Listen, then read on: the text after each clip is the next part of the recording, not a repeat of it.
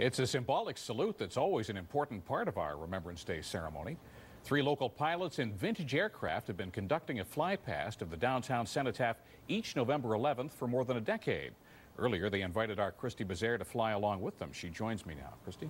Well, Jim, it's a somber flight, but one that's propelled by history, memory, and meaning for the local pilots who dedicate their spare time to honoring veterans. The particular pilots that learned how to fly in them eventually went off to war. They flew fighters and bombers, and a lot of them did not come home. So when we fly these airplanes, we are in fact honoring their memory. It's an emotional flight, and one that's clearly marked by the memory of the pilots who flew years ago while serving their country. The Canadian Historical Aircraft Association allowed me to suit up and fly along in its 1941 open cockpit Stearman biplane. The lead Yellow Bird aircraft flies in formation with 2 de Havilland Chipmunks from the 1950s. They're slow, they leak oil, they have character. Known as trainers, these were the planes that pilots learned to fly in. Training aircraft are always yellow. It's almost a warning to anyone around that these people are learning how to fly, so beware. The U.S. gave Canada about 100 Boeing Stearmen to train pilots for World War II.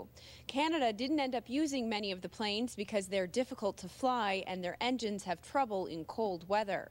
The pilots fly the vintage aircraft every Remembrance Day and at funerals for veterans. The plane has a particular smell to it that I like, and I feel connected because of the kind of aircraft I get to fly. In the air, the goal is to fly the 3 planes as close as possible so they almost appear as one. This is an important thing for us to do, not only for the World War I and II vets, but for our vets coming home from Afghanistan, and I just wanted to say welcome back. We're glad to have you home.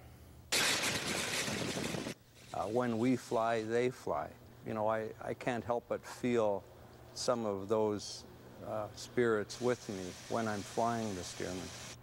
And if anyone watching at home is interested in taking flight in one of the Yellow Birds, the Canadian Historical Aircraft Association offers flights on the weekends for donations. Christy, Jim? I have to say I'm very envious of you. Any other impressions of your flight in a vintage aircraft? You know what, Jim? It was fun. My face is still a little bit windburned because of the open cockpit, but the one thing I did notice is I felt pretty safe even though it was an open cockpit, which I wasn't sure about at first. So I had a good pilot, though.